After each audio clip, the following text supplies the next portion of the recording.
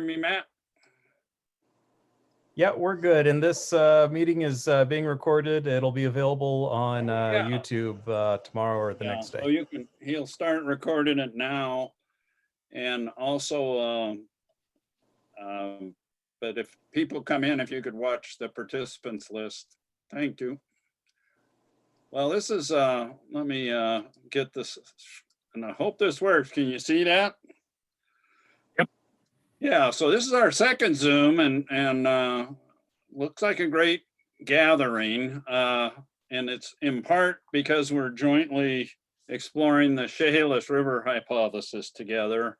And this is certainly evidence of the earliest people in our region, and it's certainly within reach of where we're looking on the Chehalis.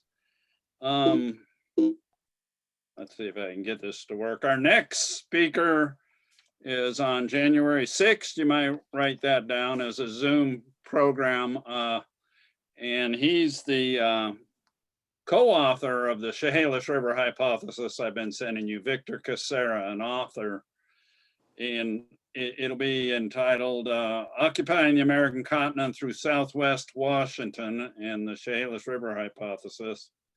And Harry, where did those first migrants go? Anyway,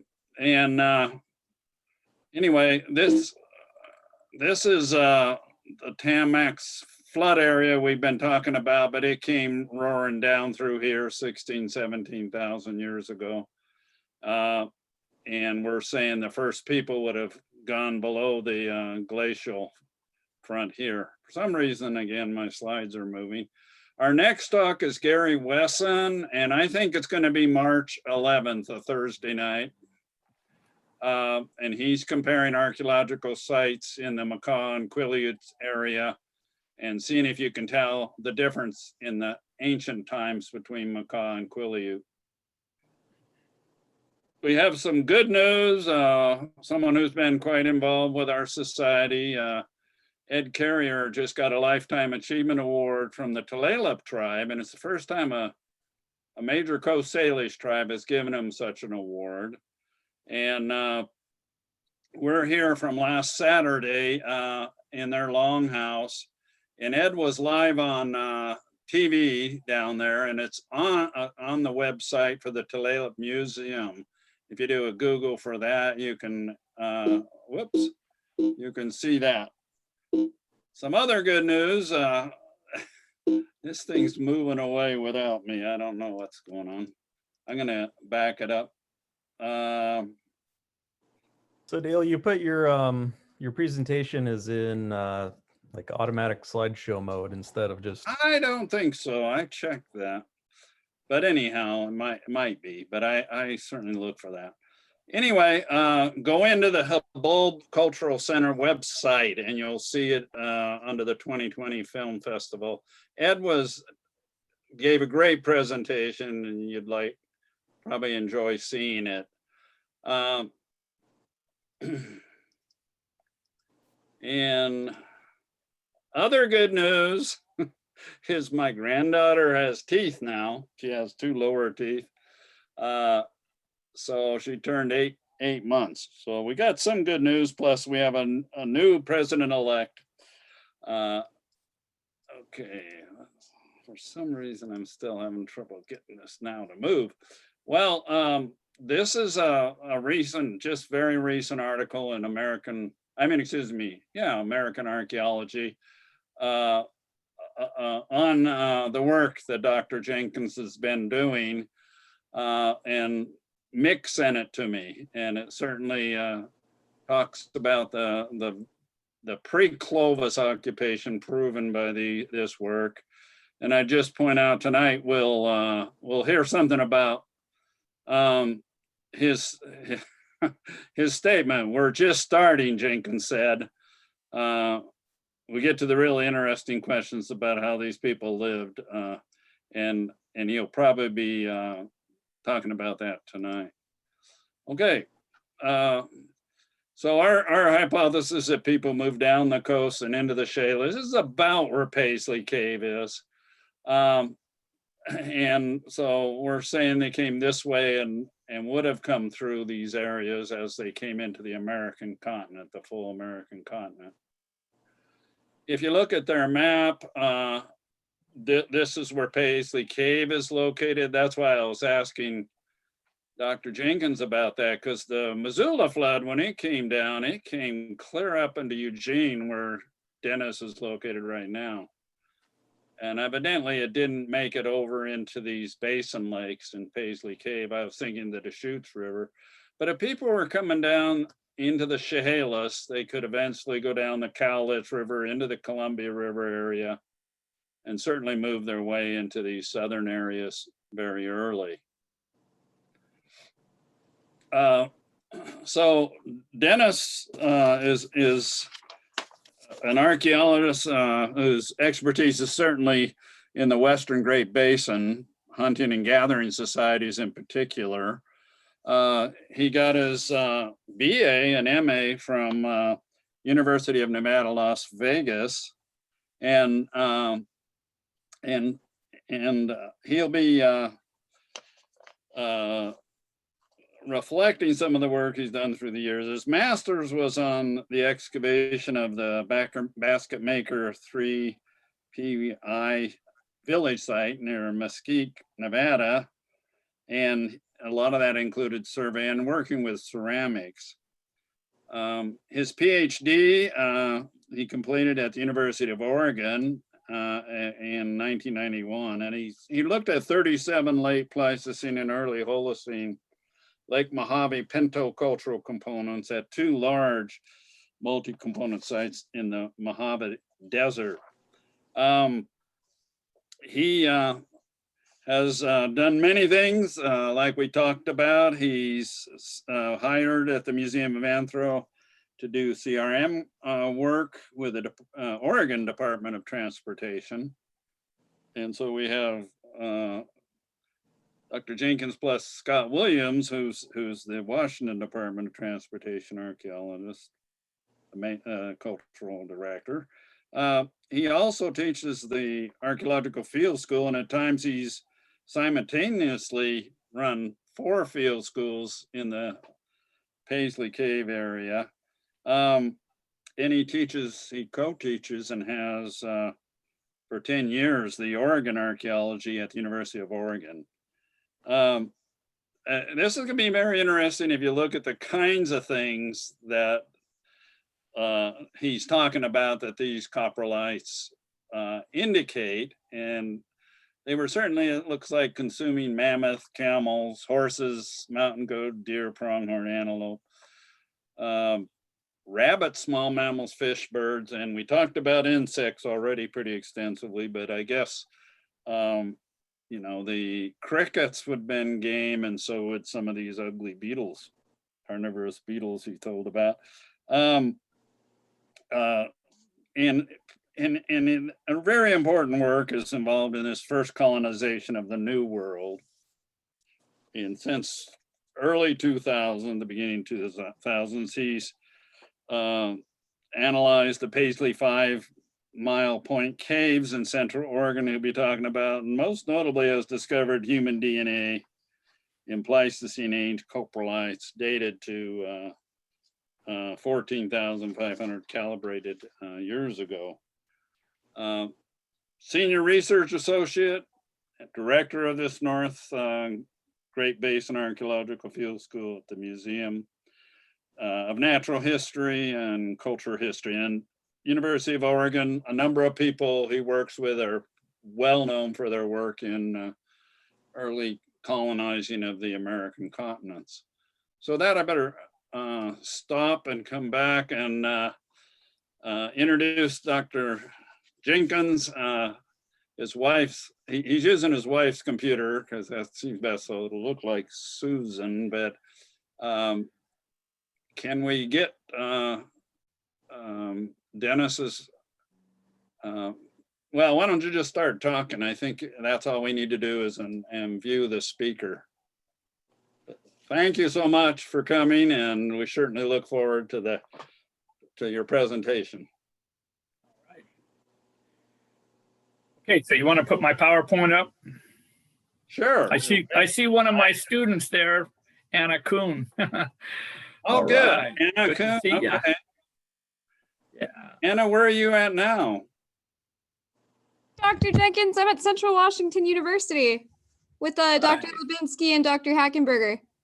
Oh, no. Excellent. He usually comes into these programs. I don't know if he's here tonight. I certainly invited him. Yeah, no, he was planning on it, so Yeah, you know, Steve. yeah. That's great.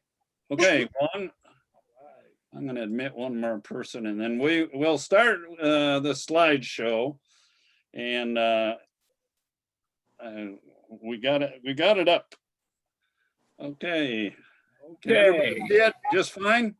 Thanks, Anna. All right. This is a picture. Actually, it's a photograph that has been altered to look like a painting. This was taken in 2009 as we began our research in that cave that was sponsored by the National Science Foundation. So I'm standing there. That's Winter Rim in the background and the Summer Lake Basin beyond behind me. Next. All right, so Paisley Caves are in south central Oregon in the Summer Lake Basin, or what is also called the Chehalis Basin, which includes Lake Abert as well as upper and lower Chehalis Marsh. Next. This is a view from a satellite. You're looking down on the Chehalis Basin. It's kind of a J shape to it. And the colored rims that you see there around the outside are various elevations where the lake has risen up and then receded over time. Next. So this is a view of the Paisley 5 Mile Caves, looking across from Winter Rim over towards the caves off to the east. And what I have there is a shoreline. That is a shoreline, actually, during the late Younger Dryas, probably about 12,300 years ago or so. Bowling Alarod beaches here would have begun probably somewhere around 14,700 or so. And then about 13,000, the water began to recede. And what those red arrows indicate is where you can see the shadows indicating where the river flowed. So what happened was Lake Chehalis was high, up as high as the caves at one point, and then it began to drop. And when it did, it separated. So to the south was what we call the ZX Lake, or the Pleistocene ZX Lake. To the north was the Chehalis, Lake Chehalis, or Winter Lake, as it was called as well. And about 14,700 years ago, the water rose up a second time. And when it did, it overtopped the elevations at about, or the sill at about 4,388 feet. And it began cutting this river bed that you see in those shadows there. So that gives you an environmental setting. You can see that at this point, sometime during the late Younger Dryas, if you were at the Paisley Caves looking off towards, where we are standing here now on Winter Rim, you would be seeing a broad grassland with a river flowing through it with willows.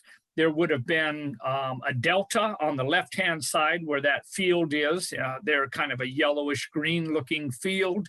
That is where the water would have been pouring into Winter Lake at that point. Next. So this is a close-up. You've moved across the basin now, and you're out in front of the Paisley Caves looking towards the east. You can see that we have here 5 caves that are visible to varying degrees. There are actually 7 that we have documented with artifacts in them. There is an 8th that has some small holes in it where people have prospected looking for artifacts but did not find any. Next. This, I was not the first person to excavate at the Paisley Caves. Luther Cressman was taken out to the Paisley Caves in 1937, along with Ernst Antes, a geologist, and they took a look at a cave that a gentleman named Walter Perry had heard that a woman in the town of Paisley was digging artifacts out of the cave nearby and was finding Pleistocene animal bones. And so Walter went to talk with her, and she showed him some camel bones as well as horse bones, and then took him out to the site and showed him her holes where he could clearly see that that there was Mazama ash from the eruption that formed Crater Lake, and that below that he could see that there were artifacts coming out, and verified the fact that indeed she was digging in pre-Mazama deposits. And that's exactly what Luther Cressman was looking for. He had a hypothesis that people had been in the Northern Great Basin long before Mount Mazama erupted, even during the Ice Age, and that therefore they were there at the same time as the extinct megafauna that we now know were present during the Pleistocene. Next. So Luther went and he numbered the caves. He didn't record which direction he numbered them from, whether north to south, as I probably would have numbered them, since, you know, I believe that that's the way we read, from left to right. But he numbered them from the southeast to the northwest. And so eventually we went to look, and we could not find cave number 1. And so eventually I went and I looked at photographs of the interior of cave number 1 that Cressman had taken, and it was clear that we had found it. What had happened, though, is that that huge boulder behind Suzanne here has fallen since 1940, the last time that Luther was there at the site. And so that was covering, because his covering the mouth of the cave, his description was this wide open, absolutely beautiful portico, as he called it. And we were looking for that nice open cave and could not find it. Next.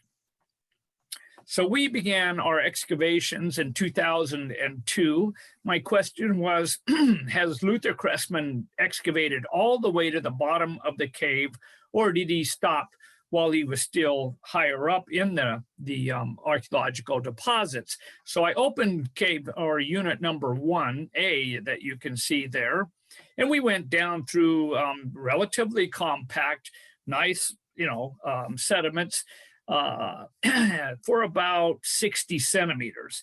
And it was looking pretty good. We were finding cordage, we were finding broken points, had some scrapers, flakes, bones. And I was thinking, well, maybe he didn't get all of the deposit, and now we're getting into it.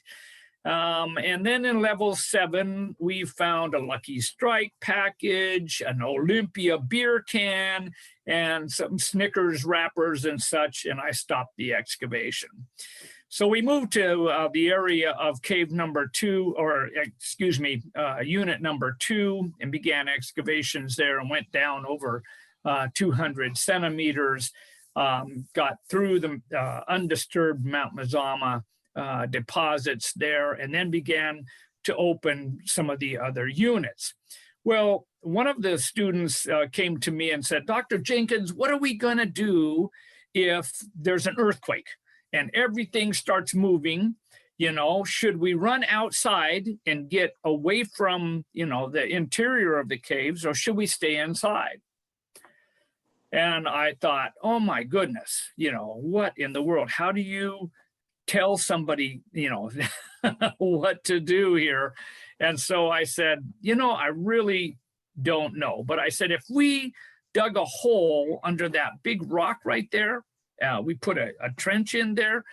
I would want to be in there because that would be the safest place. That stone has already, you know, distributed its weight on the surface, and then anything that fell from the roof would just bounce off, and you would have to be dug out, but you would be safe in the hole. And so next.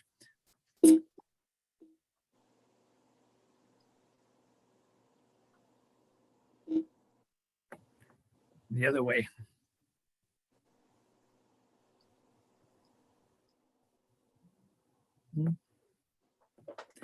So we put in a unit underneath that rock and found undisturbed deposits that we were looking for, verifying that Luther Cressman had not dug in this area. So you're looking at stratified deposits, and these are exactly what every archaeologist wants to see. Nice flat-lying strata of different quantities and different types of stone. So you have here, when you're looking at the really light colored deposits, those are gravels that accumulated very rapidly. And so, you know, you're probably looking at a period of time when there's not much vegetation above the cave. Consequently, a lot of water is coming down and it's bringing gravel with it. The dark reddish brown that you see is rat urine.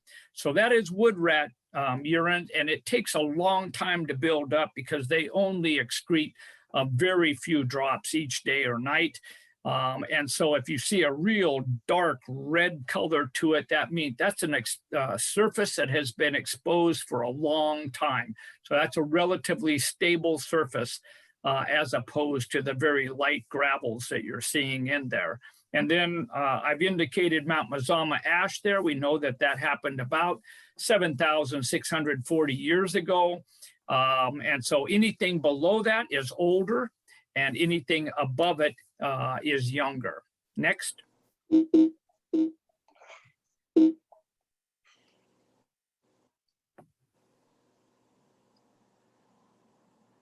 There we go. This is a hearth that we found just above bedrock.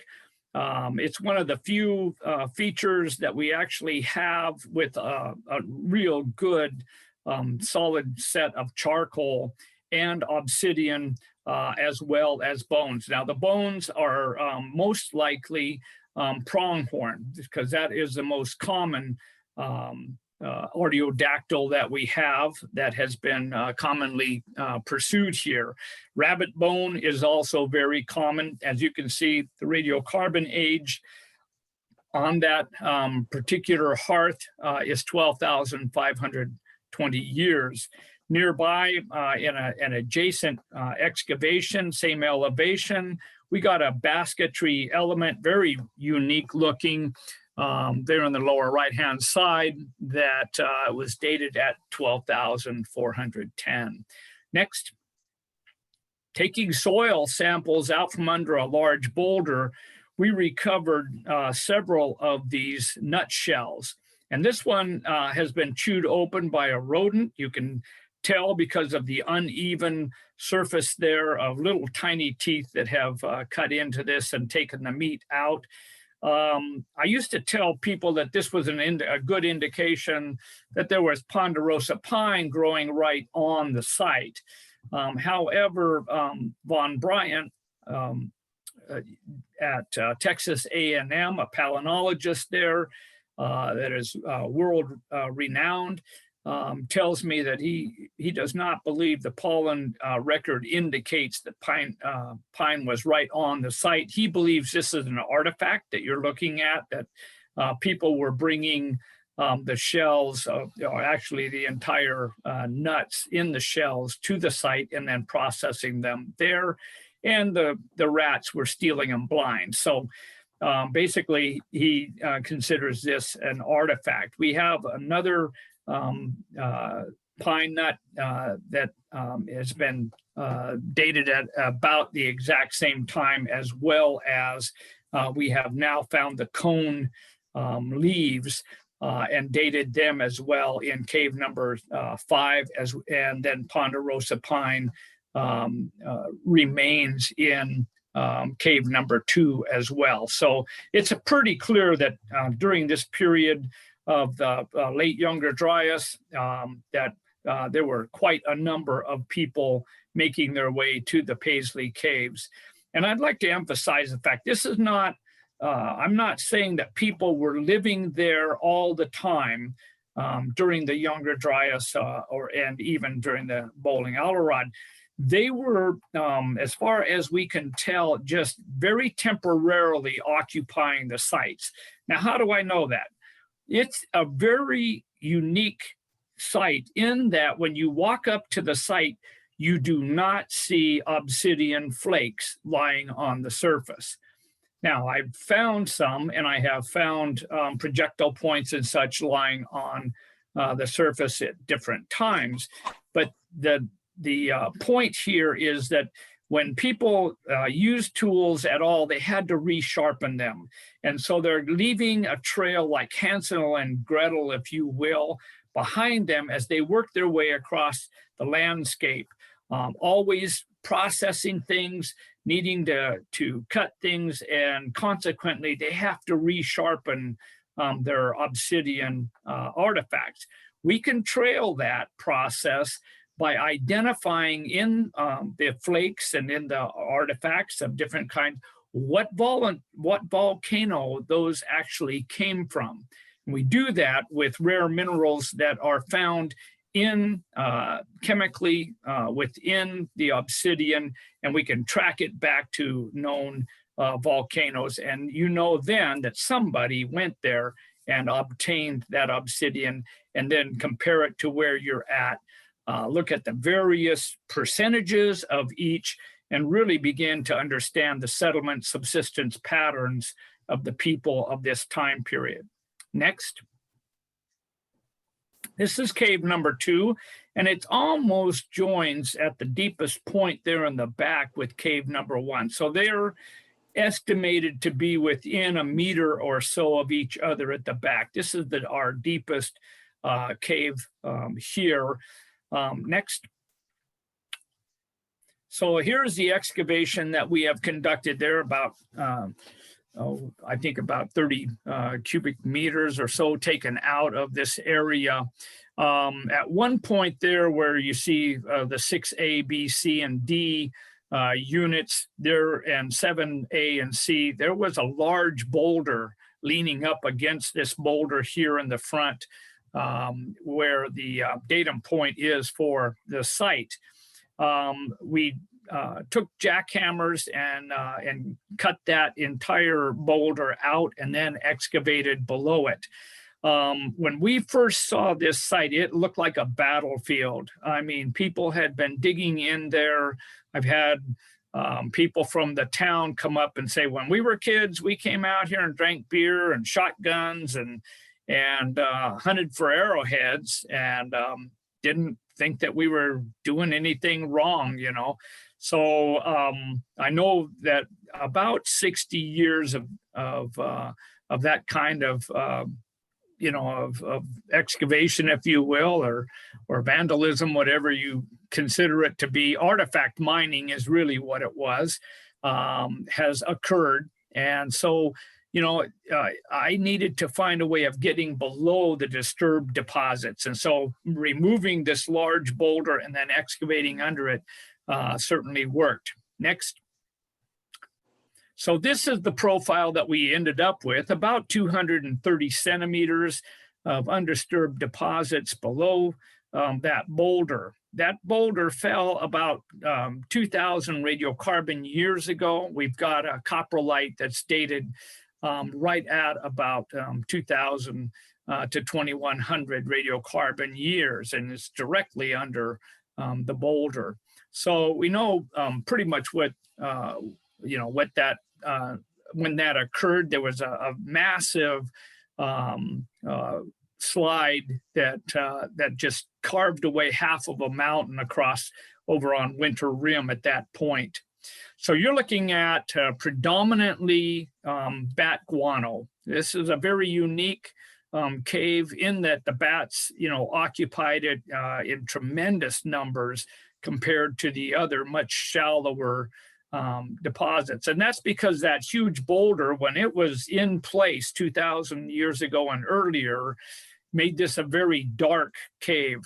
And so it's very unique. And here at the bottom, you can see a hearth that we have dated multiple times, right around 13,000 years. And that was entirely encircled with a lot of chipping debris, a lot of artiodactyl remains, and then what we have called the Botanical Lens. Next.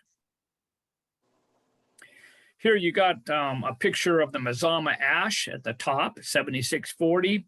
The back guano I've been talking about, a cultural feature there.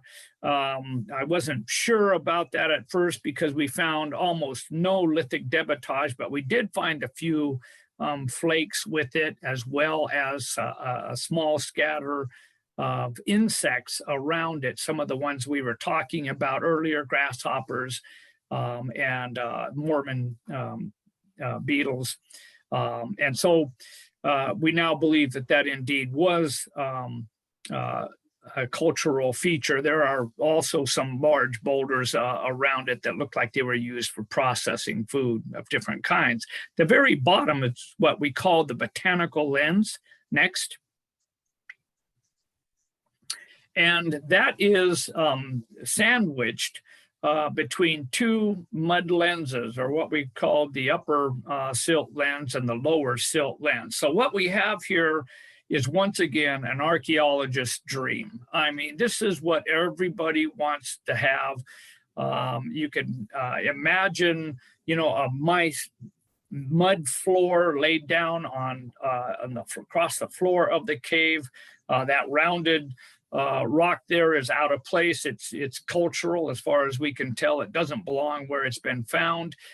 You can see bone hanging out here in the Botanical Lens. So we've got about 8 to 12 or 15 centimeters of what we call the Botanical Lens. And we call it that because it is a mat of sagebrush remains that have been laid down.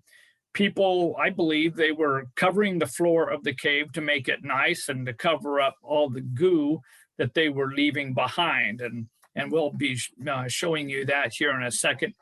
And eventually, after a period of time of, probably somewhere close to 1,000 years, another mud event occurred, or flooding event occurred, and sealed it in. And so in the places where both of those mud lenses are in situ or in place, we have a record of what people were doing in there that is not mixed with earlier or later deposits. And that's, like I said, that's exactly what every archaeologist wants to see. Next.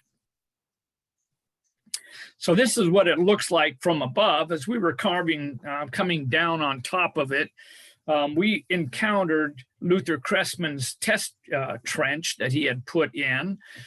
We removed the disturbed materials where all the high school kids and others had thrown debris, cleaned that all out, and then started excavations and encountered the top of this lens.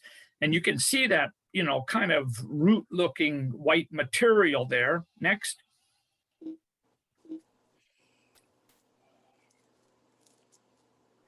That is the underbelly fur or hide hair of a pronghorn. You're also looking at part of the metatarsal, I believe, as well as part of the skull of that antelope. Next. In this deposit called the Botanical Lens, we just found a large quantity of up to 8 pronghorn that had been apparently butchered right in the caves, as well as lots and lots of rabbit fur. So people were processing these two desert animals in large quantities. And so the question came to me, why in the world are little rabbits being processed at the same time as the pronghorns? And so next. So I began to look at it, and I was thinking, well, maybe the hair of the pronghorns and such is not even cultural. Maybe that's a product of cougars or wolves or bears or something, bringing in animals or dragging in hides and chewing on them and that kind of stuff. How do I know that this is even cultural? Well, one of the things that we have here is some of these clumps of hair are absolutely sheared off, just straight as an arrow, as you know, clearly something that was razor sharp has passed through them. Also, you know, here we're looking at one of the joints of a pronghorn, and you can clearly see that a stone tool has been used to cut and then break that joint. Another thing that bone shows us is just the incredible preservation that we have at the Paisley Caves. You're looking at blood and fat and flesh that has mummified and attached and remained attached to the bone. So, you know, I have, in washing some of the camel bones one night, I realized I could feel the grease on my fingers as I was washing it off gently with, you know, with just, you know, warm water. I could feel grease all over my fingers. And I thought, oh my gosh, Jenkins, what are you doing? When I'm in trouble, I call myself Jenkins. I said, what are you doing? You know, you're washing away 14,000-year-old evidence just so that you can take a pretty picture. And I stopped doing it. So, you know, yeah, we all have to be aware and learn as we go along, but and I've made my mistakes, but that was an eye opener when I could feel that grease on my fingers. But here you're clearly looking at evidence of people processing these bones, breaking them open to get the marrow out. They are highly processing these animals. Next. So this gives you an idea of the goo that I've been talking about. This is what was on the floor. All of those fine fibers are actually rabbit hair. And so there are feathers in there. You can see some more of the pronghorn hair in the background. When I looked at this under the microscope, it's just a mass of crystals from urine, probably some diarrhea, some rotting flesh of different kinds. There's probably pretty clearly some bone and all kinds of stuff, including bugs and poop and all kinds of things. It just had to have reeked. It reeks today when you're in there, a very acrid smell that just goes right into your sinuses and shows up on the back of your tongue. You can taste the rat urine, and when it has burned, it has a very acrid odor to it. So I'm just trying to give you an idea. I used to think I wanted to be an Indian and live in a cave. And I got to tell you, after seeing what's in there, I don't want any part of it. So I've decided, no, I like my hot showers.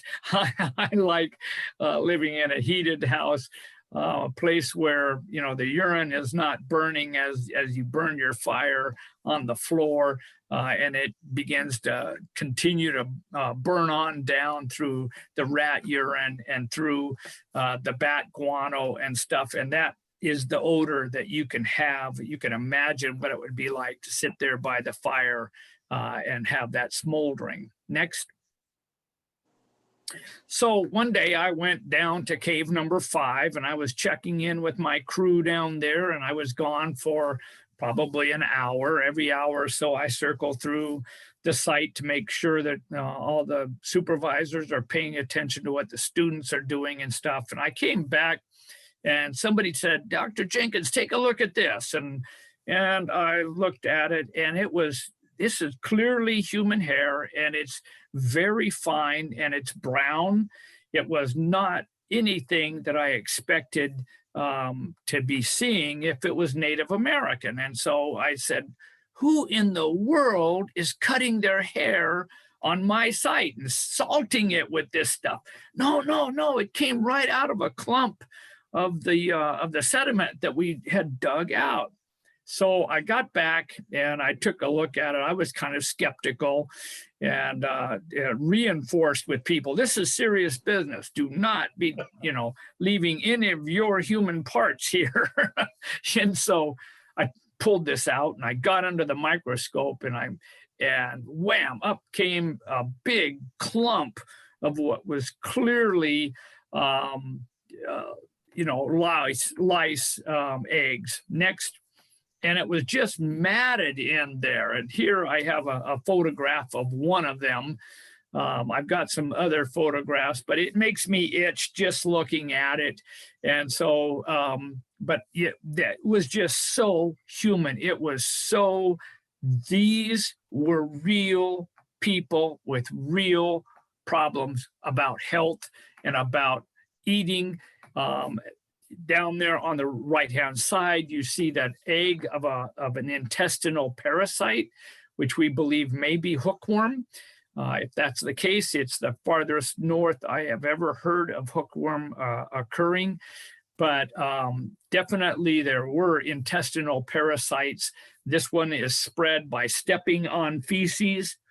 And some people have asked me, why in the world would the Indians poop in their house?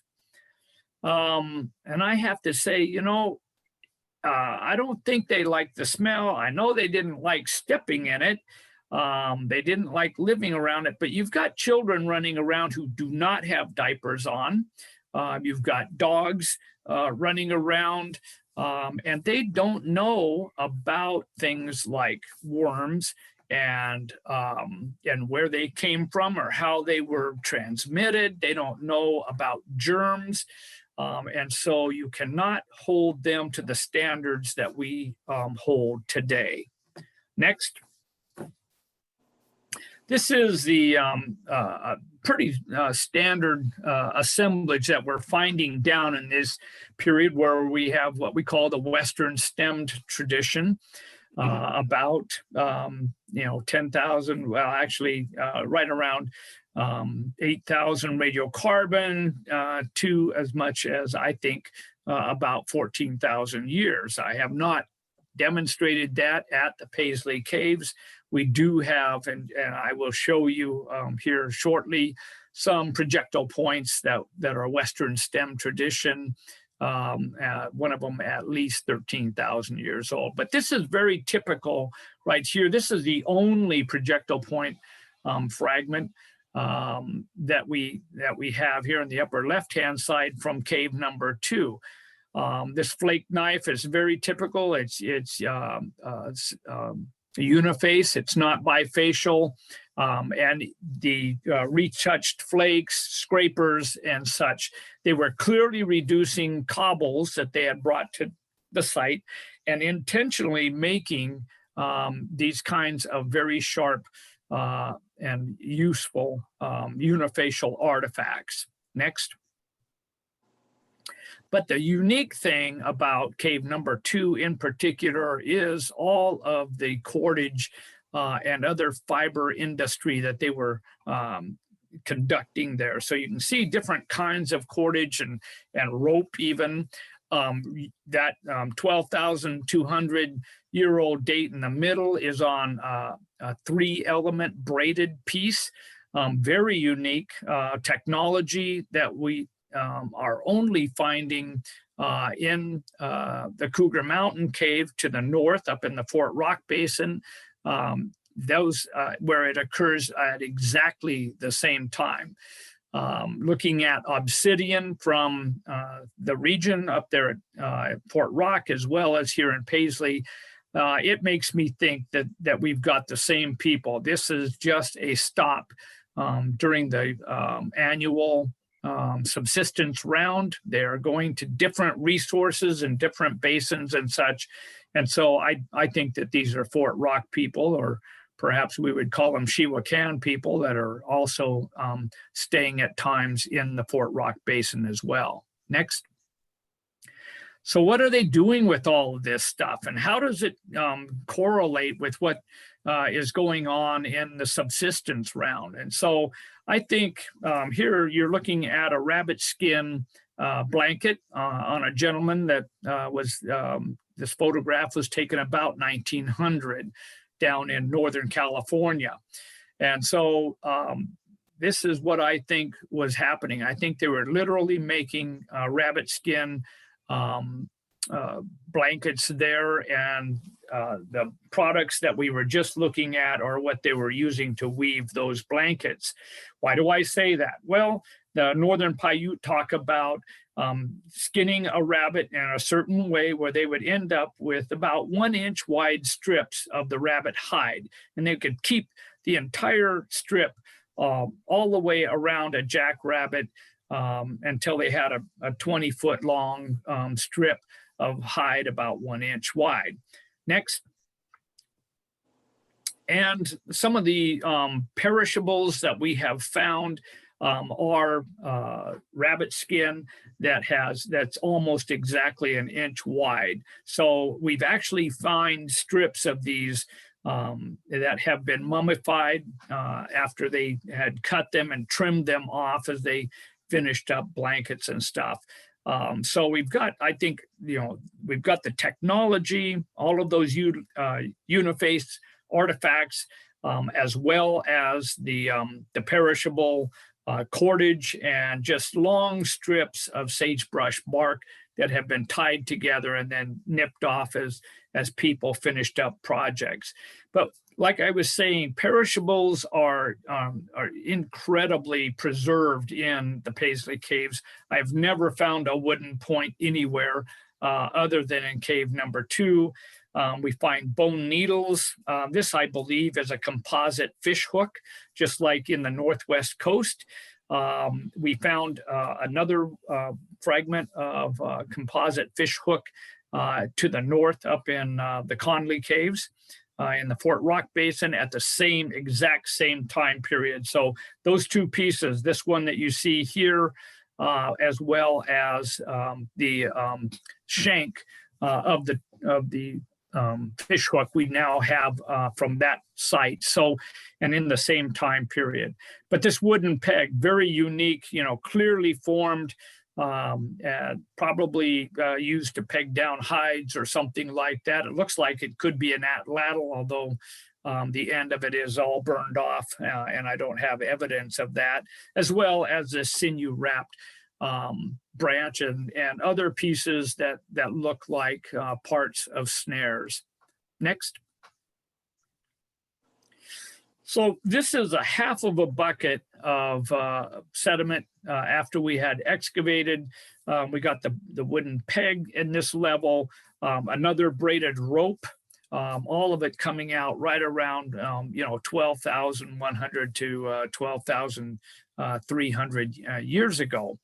We got hearth that these things were associated with. You can see the burned bone up above. And so this is just a mass of great data about what people were doing in the caves, what they were eating, and where they had come from once again, identifying what volcano the obsidian came from. Next. So I've been talking about obsidian, and one of the things we can do with it is obsidian hydration. So obsidian actually absorbs moisture, molecular water right out of the atmosphere.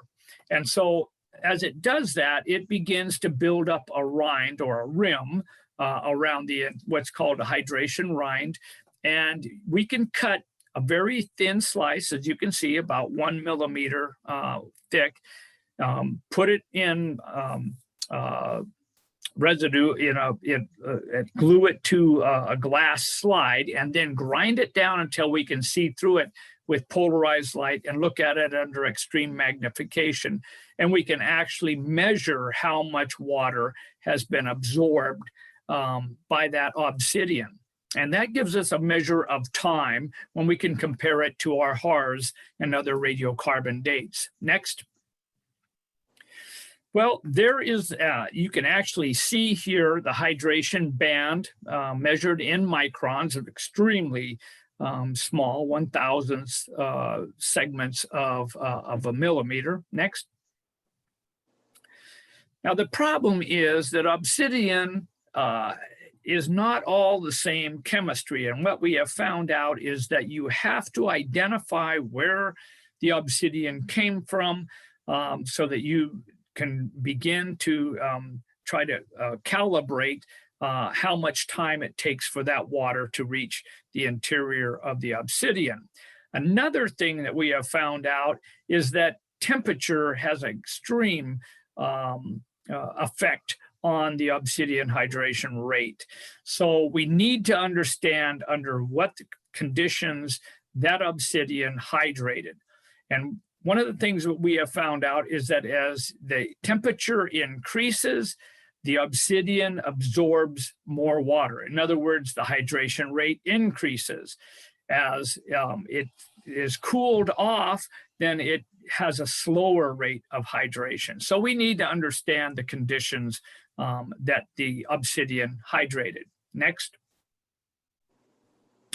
Well, the first thing we can do in our experiments is to control for the chemistry. The way we did that, we looked at the number of obsidian pieces from each volcano and found that 75% of them in the oldest deposits are from the Tucker Hill site to the south of Paisley. So it's a local source, and it may actually be closer than Tucker Hill there, which is about 20 miles away, in that during the extreme cold Pleistocene, at times ice formed along the shoreline around Tucker Hill and would have bound up that obsidian nodules in the ice, and then they would have ripped loose by the wind and eventually worked their way around the basin so that people could be finding obsidian nodules closer than the 20 miles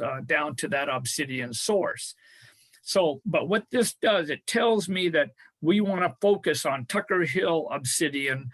And so we have now done 535 pieces of obsidian from the Paisley Caves, with about 75% of it being Tucker Hill. Next. The next thing then is the control for temperature. And the way we did that was to take these PVC pipes, and inside of them we put these wine corks, a very sophisticated experiment here. And we have 12 gauge shotgun shells. Inside of each one of those red shotgun shells, we put one of these button-sized temperature recorders.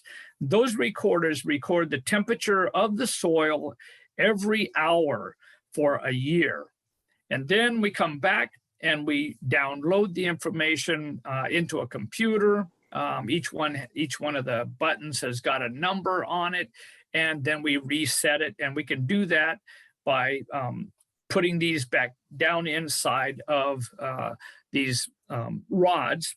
Next, they're standing up every meter across the front of the caves. And so, you know, here you're looking at it before we put all of the sandbags back and then covered the entire thing with rock. Unfortunately, we have found out that where the rocks are close to the surface or up near the top of the tubes, they are affecting the temperature in the soil around the tube. And so we are now doing another experiment where we have covered some of these tubes with rock on top of them and covered others with just soil, because the soil would dissipate the temperature much more rapidly. And so what we need to understand is what's the relative balance between those two methods of covering these up. But we're hoping to come out with this experiment here pretty quickly with a publication. Next.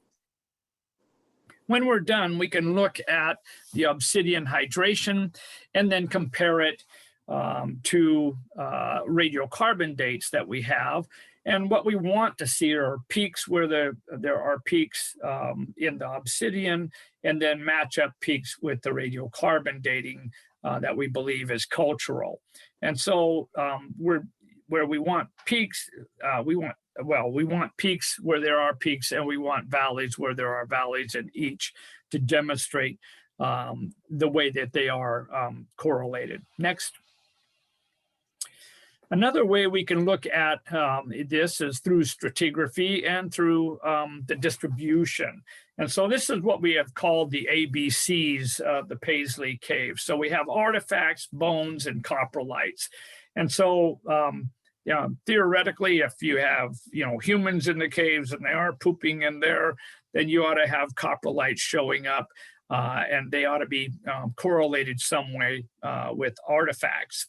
Well, some of them are not human.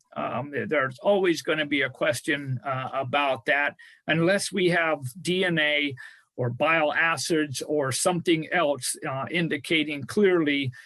For instance, sometimes we find obsidian in the coprolites, and it's pretty clear that people may have been pressure flaking with their teeth or something else. And sometimes we find cordage or fragments of cordage in the coprolites.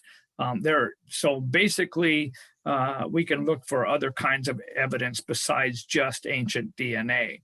But here you can clearly see, you get down to the bottom of the cave, down in levels 48, 49, there's this huge spike in artifacts.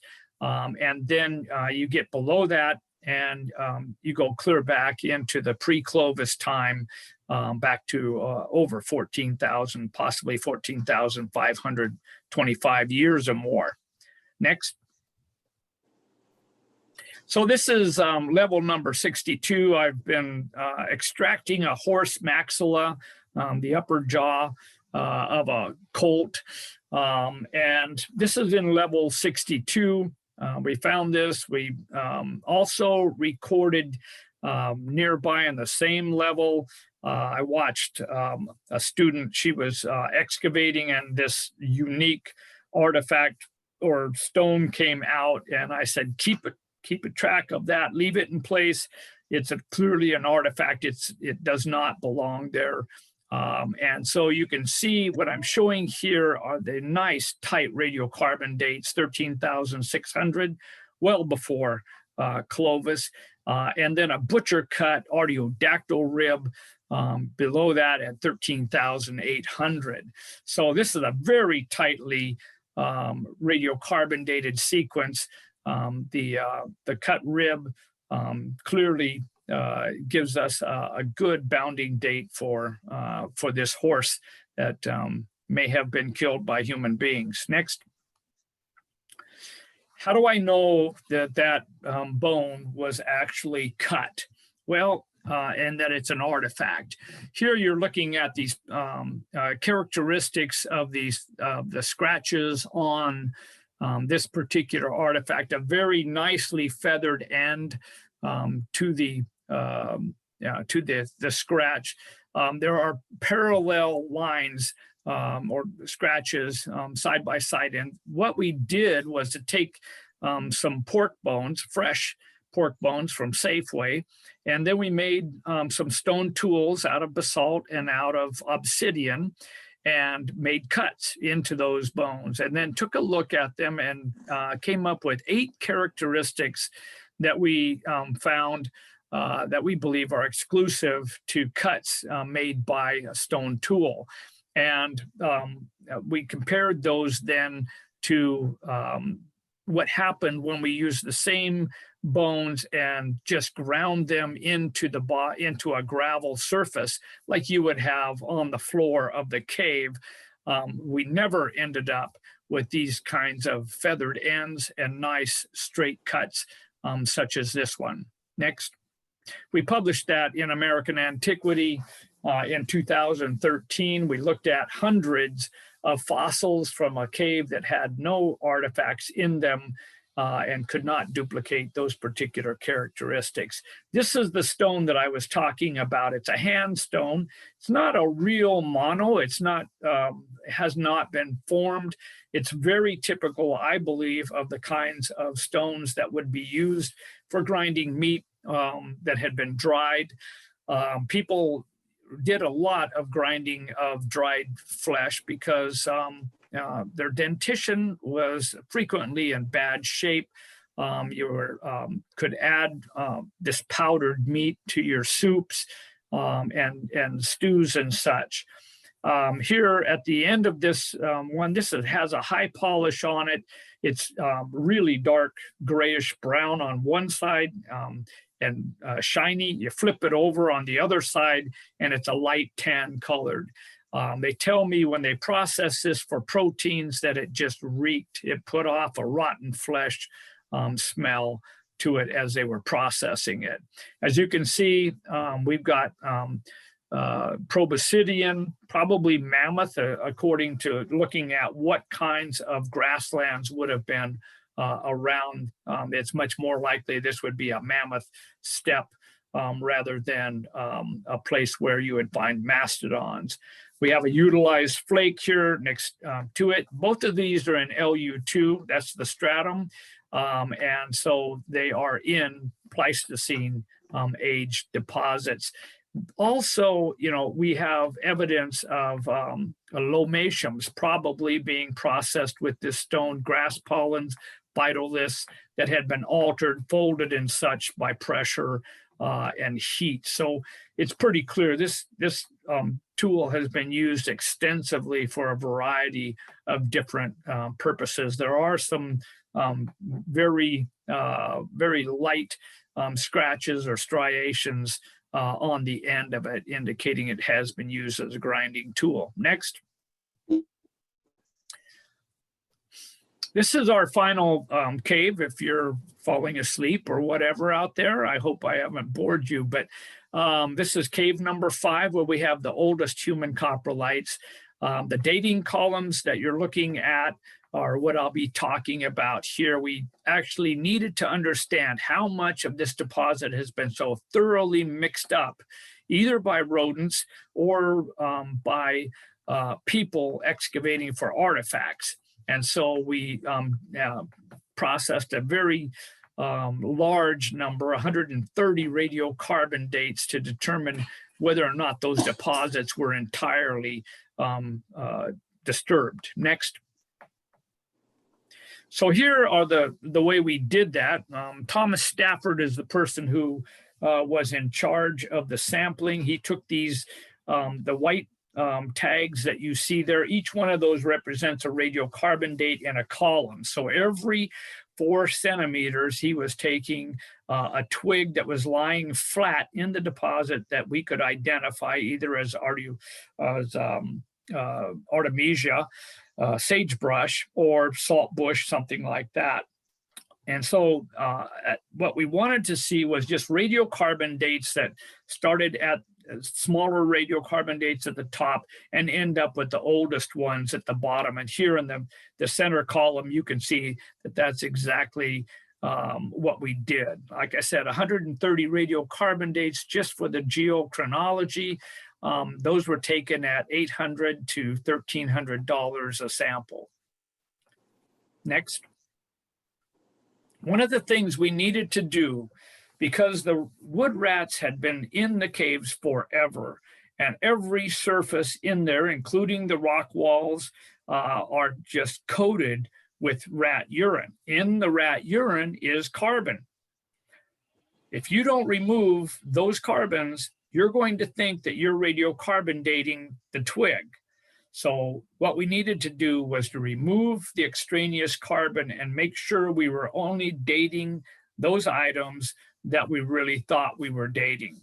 So what we did was to put these in double distilled water, extremely pure water, and then the urine would eventually start to come out into, and it would discolor the water. Then we would siphon that off, put new clean water in, and we did that over and over until the water remained absolutely clear. Next.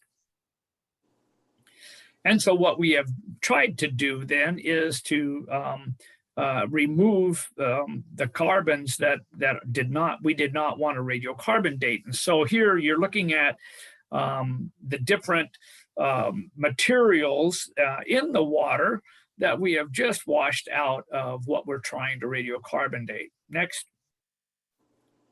We took that, oops, go back one. We took those and then freeze dried it and then radiocarbon dated it. So what we do is to identify a fiber of some kind of the appropriate size, run, that's the macro fossil. That's what we run the radiocarbon date on. The decanted material that we freeze dried, then we radiocarbon dated that.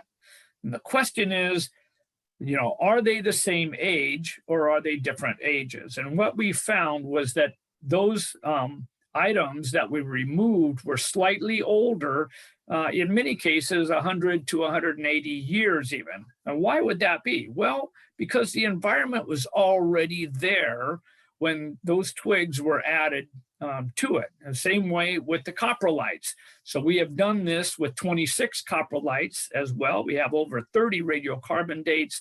And what we did over and over was to look at the macrofossils that are leached out, nice clean macrofossils, and then the carbon that was contaminating it, we radiocarbon dated that.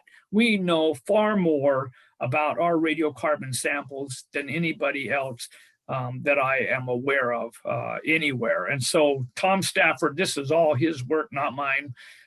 He's absolutely brilliant and has come up with a variety of ways of looking at radiocarbon dating of coprolites in particular. Next. So now we know that we've actually dated what we think we're dating, and we want to look to see if the deposits are all churned up by the rodents.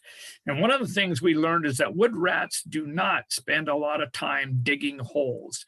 They build their nest on top of the ground or up in cracks in the caves and bring in twigs and other things to armor it and keep out people and various animals that would like to eat them.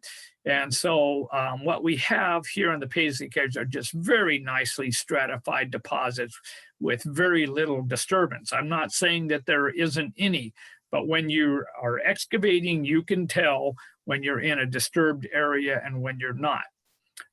Here you'll take a look at these dates, smallest at the top where they should be, largest at the bottom. You'll notice the one down there, it says 14,230. Next. That is this item. It is bare bone. It's the only known bare bone that we found at the Paisley Caves. So this is not a usual, botanical or not botanical, but faunal remains. It is a very large bear of some kind. You'll notice the sawtooth edges as if it was perhaps used as a flesher, which is a scraper of types for removing fat and other kinds of remains from a hide.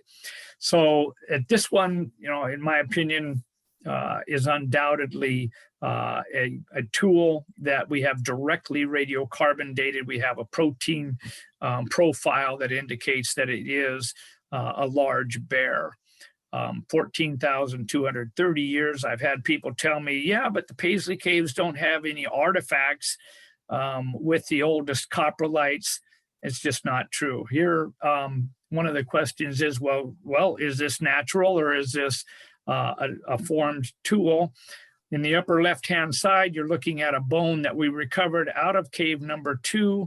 If you break a brittle older bone, step on it out on the desert floor, for instance, and it snaps, it generates a series of patterns that are similar to this sawtooth pattern, but you can see that they are very different in that the edges are 90 degrees or more. And clearly here you've got the beveled edges that indicate this has been rounded somewhat by use. And then we have some dog has gotten a hold of it, or some coyote or something later on has chewed it up and left some edges on it, or pits and stuff on the surfaces. Unfortunately, it got really hot in a fire and has exfoliated. So any stria that might have been on that surface or polish on it is gone. Next. This is another artifact that we found in the lowest deposits. We have human coprolite dated at 14,530 that is just has over 9,000 Opiaceae pollen per cc. And so it's pretty clear that somebody's been eating roots that are even today are excavated by Paiutes and others in this area, and then food processing going on. The circle encircles a polished area on the stone. Once again, it's not what you would call a classic mono. It has no shaping to it other than the fact that it is useful already just as a rounded lake cobble. So in these cases, you know, I don't call them monos, I call them hand stones. That's what they are. This one has horse protein residues that have been identified on that surface. Next. We also found a piece of basketry that we radiocarbon dated recently. This is one of the elements, just a single element, very small piece. I think the vast majority, the entire thing was destroyed in the radiocarbon dating, or if not the whole thing. So as you can see, it's only a couple of millimeters long, but clearly shaped as part of a basket. Next. We found 12,500-year-old thread. I know it's almost impossible. That is my finger.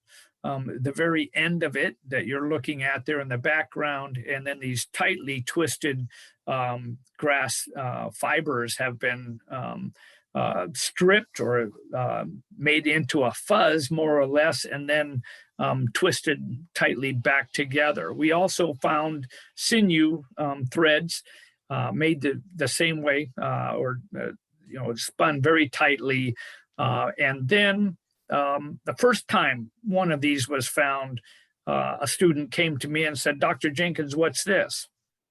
And I looked at it and I thought, I didn't have my glasses on, and I go, wow, man alive, we are surrounded by tons of this stuff. It's just chaff, I mean, it's just whatever naturally happens here.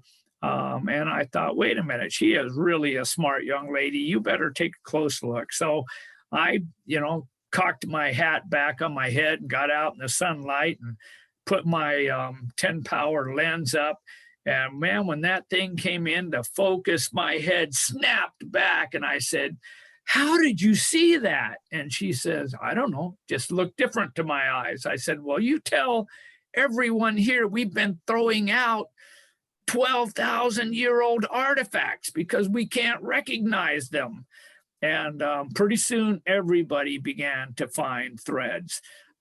It was a couple of tiny little bone needles down there. You can see those eyes are so small that I cannot see them without my glasses. So these little needles are about, most of them are right around an inch total. So they're made out of waterfowl and rabbit bone and then ground down to the size. Next. We were excavating for months, or well, actually weeks, I guess. We were out there about 6 or 8 weeks and finding very little. And those students were just so up. And yet I was waiting to get near the bottom down to where I thought the Pleistocene animals would be. And eventually we finally came down on one slab lying flat on the floor. And this young student was working on it, and And she said, can I remove it? And I said, well, let's pedestal it. Let me show you how to pedestal it. It's the first one we've encountered. And we don't want to slide our trowel in under it or just pull it off until we know something about it. So we'll dig it down around it. And I showed her the process, spent about an hour and a half with her working on that. And finally she said, can I remove it? And I said, sure. So I walked over to the ladder. It was about 2.5 meters down. And I got out and I started to walk across the cave to another excavation. And all of a sudden I heard, Dr. Jenkins. And it just raised the hair on the back of my neck. And I spun around and everybody else was out of their units and running over there. She was clearly really excited. And next, she was holding up this vertebra, the young lady in the upper left-hand corner. It is a camel thoracic vertebra. I had never seen a vertebra like that. I'm going, that thing looks like something out of a pinniped, some kind of a seal or something from the coast. And one of my supervisors was a paleontologist actually, and she came over and she goes, it's camel. It's a camel thoracic vertebra. So holy smokes, we recorded it, and then her partner wanted to know if she could get in there. I said, okay. So I got up and got on the ladder, got out, started to walk away, and I heard Dr. Jenkins, and I turned around. She had turned up this camel astragalus here that's showing 14,400 years old. Under that were horse hooves, an unidentified hoof of some kind, possibly a camel or something like that. And then we had this mountain sheep jaw here that you can see is almost 14,600 years. We had camel jaws, and there were infant camel parts in there as well. It was just literally one bone stacked on top of another, all the way to the bottom of the pit. And down in the bottom of the pit, this one coprolite that you're looking at here with a feather shaft that has been masticated some way sticking out of it. In 2004, I was introduced to Eski Willerslav from Denmark, and he asked if he could take some horse and camel bones back to Alan Cooper at Oxford. And I said yes. And so he came in and was sampling them, and we got to talking, and I mentioned the coprolites. And so he said, you have coprolites. This is my specialty. And so I let him take 14 coprolites back to Oxford. From there, he asked if I would write him a letter to his university in Copenhagen. And I said, yes, I would. And I told them that I would work with him and the significance of this site. And they got him a full professorship as a postdoc. And they also developed a complete ancient DNA lab for him. And shortly thereafter, 2005, 2006, we began to find Native American DNA. And I said, well, how do you know it's Native American? And Eska said, well, there's haplogroups A, B, C, D, and X in North and Native American populations. You have haplogroups A and B at the Paisley Caves. And so I said, well, we haven't done anything about contamination. And he said, we can eliminate your contamination. We are finding indeed modern DNA in these coprolites, but we can sort that out because it's much larger than the ancient DNA. And so we began the process. In 2008, we published in Science magazine that we had pre-Clovis human coprolites at the Paisley Caves. Next. Well, this is what I've been talking about, contamination. How in the world can you contaminate something if you don't even touch it? Well, all of us are like Mount St. Helens here.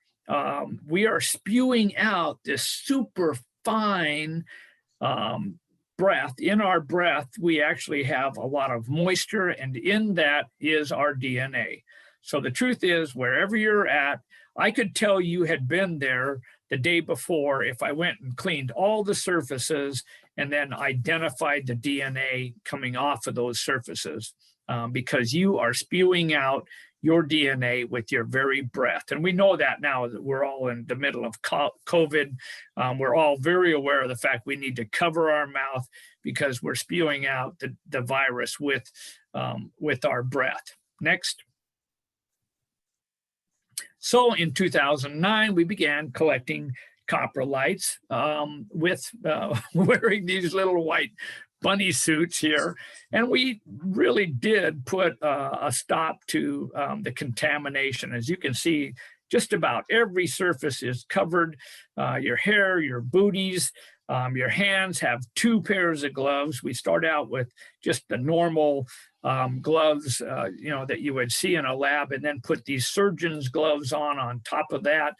And then we do everything we can to stay away from the coprolite and keep our molecular DNA from working its way right into these very porous items. Next.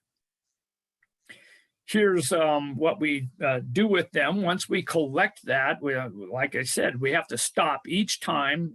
These suits are very expensive. All of this equipment is very expensive, but it really needs to be done. So we take those sterile forceps and pick up the coprolite and put it directly into a sterile container. And what I learned very quickly is if it says it's scientific or it says it is sterile, it means it's expensive.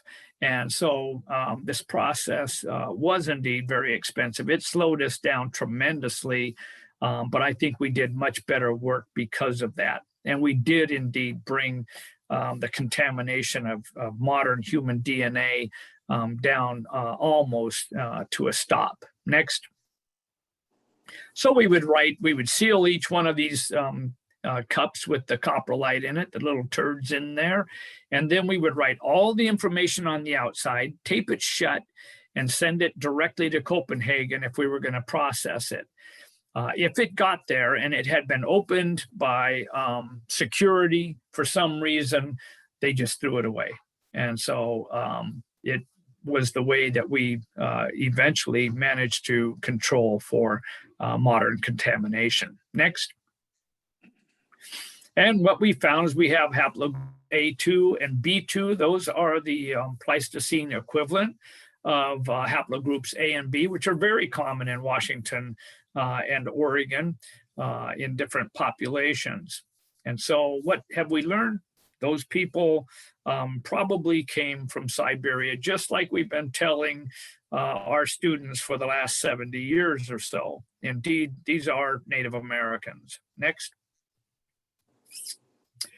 Well, I was challenged, we were challenged multiple times that these were non-human coprolites, that the DNA had actually been brought down through the deposits by water, perhaps, or some other way, and that these were non-human, but they had human DNA in them. You can't radiocarbon date DNA, it's just too small. So one of the challenges came from someone who was dealing with sterols and bile acids. They had part of one sample and they had run that and determined that it was not human, that it was probably an herbivore of some kind. Well, I was then approached by a woman in England, Lisa Marie Shalito, and she asked if I would go in with her on a natural sciences, natural science council, I believe is the name of it, or NERC, anyhow, whatever, research council in England, and we got that. And so 2017, we went back and we excavated again and began the process of looking at 250 human and non-human coprolites. So what I wanted to do was get coprolites that were from the surface or near the surface all the way to the bottom of the caves.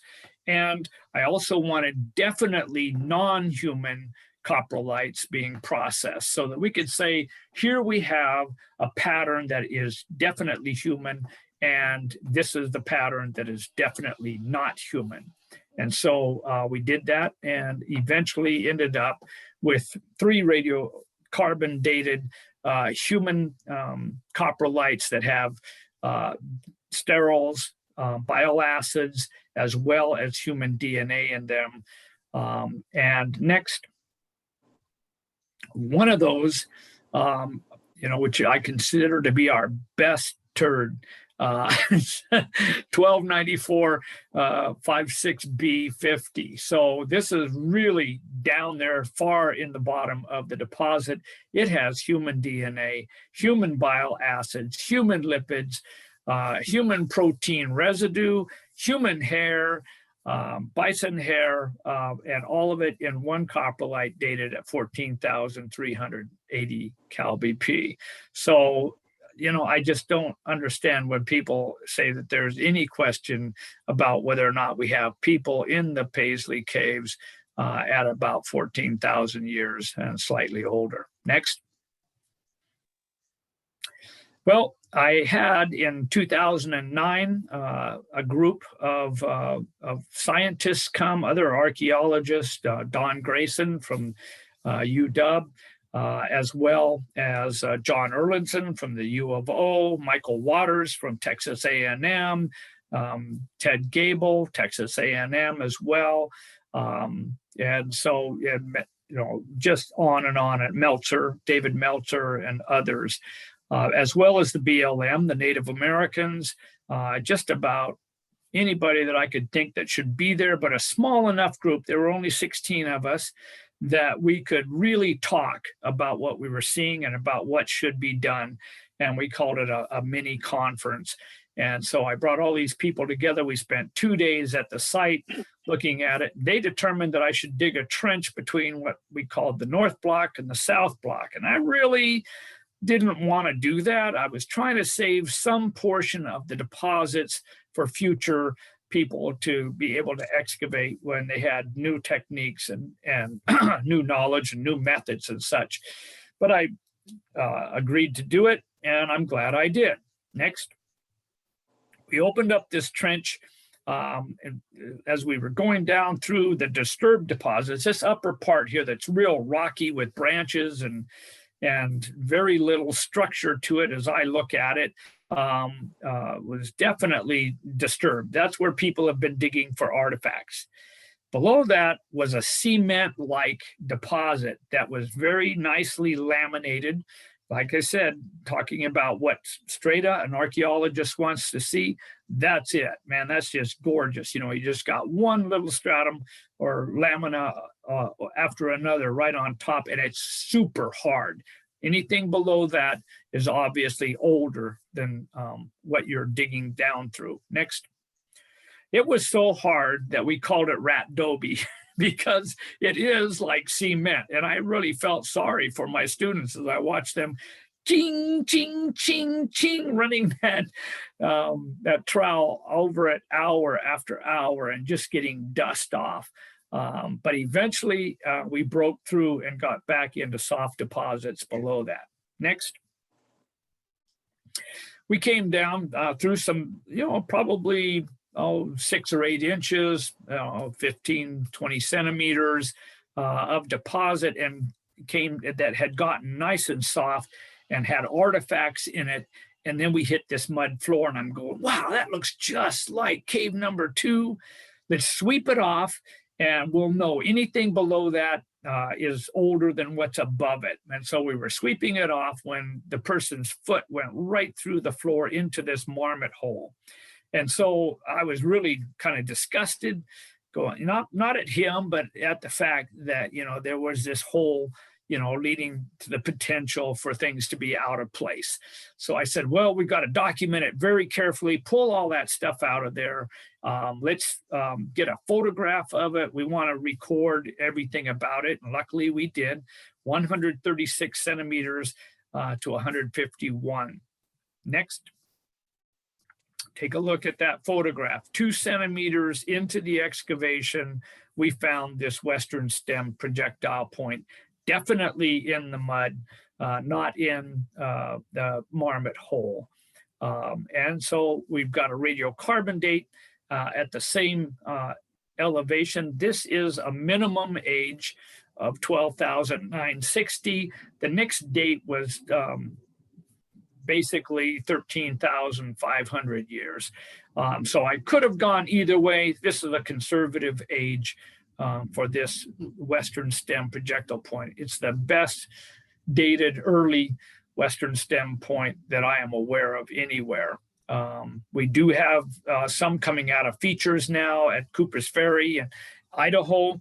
That has all been published by Lauren Davis, the same man who did the work on the geoarchaeology of the Paisley Caves. Next. We removed that mud lens, and here's a boulder that was clearly in place when the water was in the cave 16 or 17,000 years ago. What I'm showing you here is you can see the very uneven breakage, the very polished surface in the background may have been used to process plants of different kinds or hides or whatever, but it's definitely wave washed and polished, and that damage has occurred after that. There was no rock around it indicating that it had been bashed. And so this appears to me to be an anvil that has been used probably to break bone on, and the date 13,720. Next. This is the profile of the wall adjacent to where we found the western stemmed point. We were doing obsidian hydration. I got to tell you, this is the best profile I have ever seen when it comes to obsidian hydration. And I've been doing it since the early 1980s. Here you've got, 5.9 microns, 6 microns, 6.1 microns, and at the very bottom, 6.4 microns. Now, there is evidence of rodent disturbance. We got a 4.1 in there, 5.1 also. But you can see the marmot hole that we have cleaned out here, and so that's explainable. We know where that contamination came from. Next. So one of our projectile points here that we have is another western stemmed point, very similar to some points that we actually see at a famous site down in Nevada. And so this point was found where the red triangle is. We've done a lot of radiocarbon dating in this area and have a very nice sequence. Next. I ran 8 radiocarbon dates just to find out what we had. Originally, we had a human coprolite in level 40. It gave us 2 radiocarbon dates. One was 11,000 or 10,965 radiocarbon years. The other one, 10,050. And the point here is that either one of those dates would have excited everybody if they were not at the Paisley Caves. What we found out, we radiocarbon dated that coprolite 12 times and eventually found out that the 12,965 year date is the one that is accurate. 10,965, excuse me. So I ran a series of dates after that, all the way down past the western stemmed point. And what we found was that this point definitely comes out of 14 to 15,000 year old deposits. I found a soil sample that had a couple of tiny little twigs in it, pulled them out and ran a date, and it came back at about 10,000 years ago, a little bit more than 10,000. Did the same thing with a sage grouse bone below that. that came back, right around 10,000 years ago as well. Those two are aberrant dates. That's why they're in red. There is no doubt the point comes out of here. And I believe that it is indeed about 13 to 14,000 years old. Next, show you why. Here are some of our other artifacts that this is the one in the upper right-hand corner that we're talking about, this 13,000 years old. But these are all different Western stem points. We have an Obsidian Hydration date of 6.0 on that that goes with a 12,960 year age.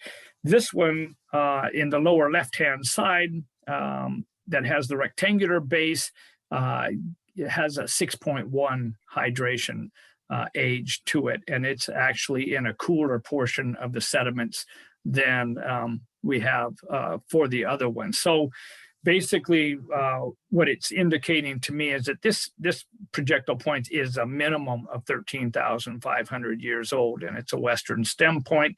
There is no Clovis technology at the Paisley Caves, so I see no reason to believe that they're there, and that the 14,000-year-old coprolites are probably related to Western stem tradition. Although I have not proven that, I will emphasize that. Next. So what were they eating? We've talked about lomatiums. Grass shows up over and over, both as seeds as well as high pollen contents on artifact surfaces, as well as in coprolites.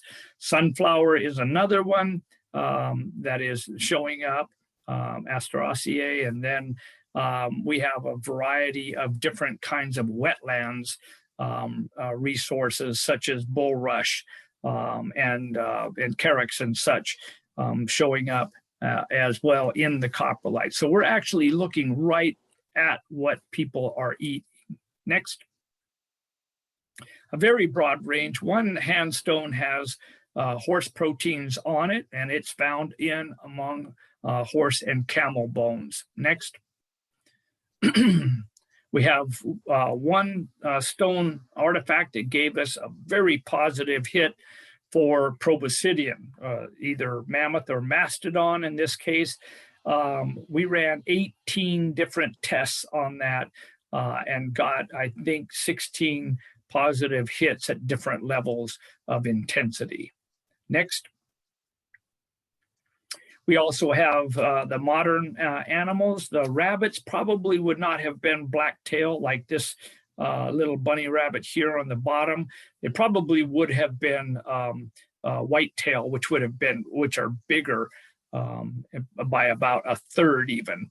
Mountain sheep certainly are in our earliest deposits and are still found in the area today, as well as pronghorn. Next. There are some mule deer in the deposits, and we have found what I believe are pellets of elk as well. So the conclusions: Paleo-Americans were at the Paisley Caves. I believe we've proven that beyond the shadow of a doubt. They appear to be Native Americans as we recognize them now. They were well adapted to their area. So I want to emphasize the fact these people have not just walked over the hill. They have been there for a period of time already, I think at least 1,000 years earlier than what we have found. Paisley Caves is just simply the place where the archaeologists and the data came together, and that has been dated to 14,500. They were broad range foragers. They're eating a lot of different things. And so we are learning about that all the time. I'm really interested in subsistence. The earliest diagnostic technology is not Clovis. It appears to be Western stem tradition. And I am ready for questions now.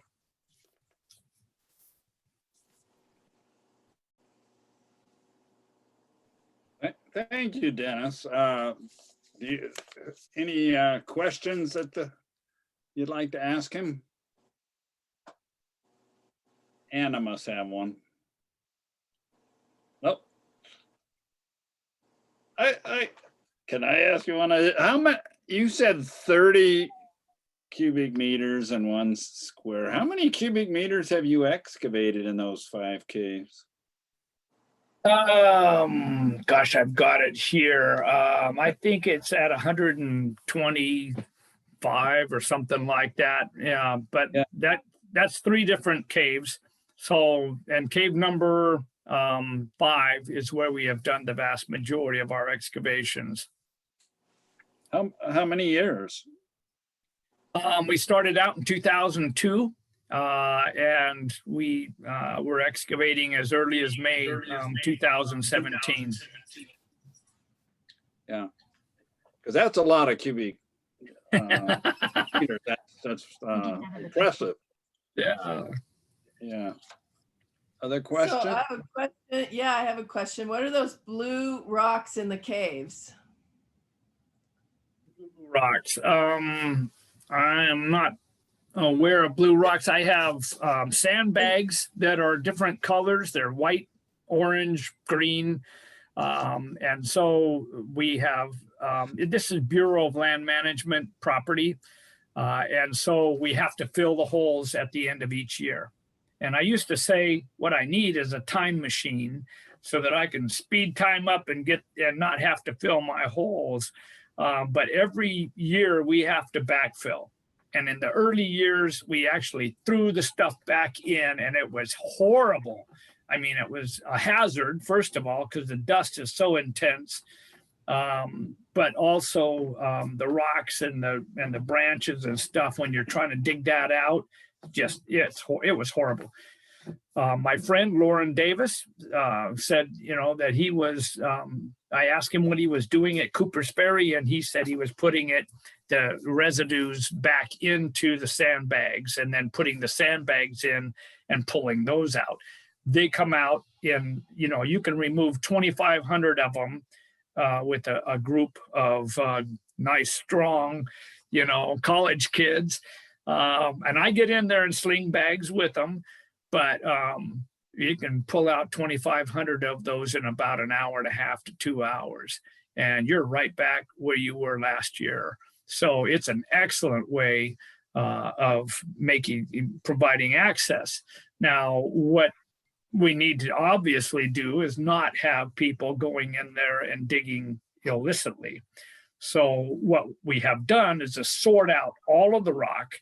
As we work our way down through the deposits, we're encountering boulders and such. We put those in piles.